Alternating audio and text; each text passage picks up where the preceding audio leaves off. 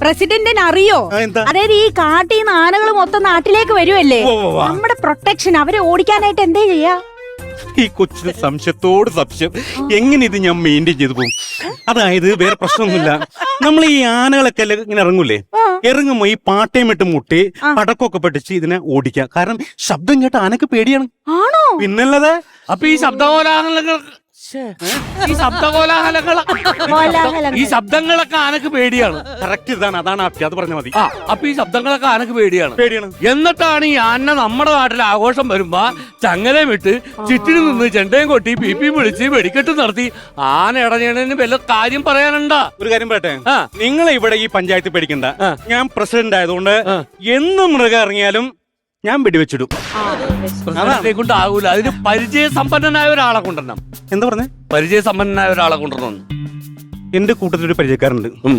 പക്ഷെ അവൻ സമ്പന്നനല്ല. കുഴപ്പമുണ്ടോ? കുഴപ്പമുണ്ടോ? താൻ എങ്ങനെയാണോ പ്രസിഡന്റ് ആയത്? ഞാൻ കള്ളോട്ട് നേടി. കള്ളോട്ട് നേടി എനിക്ക് കിട്ടുമെന്ന്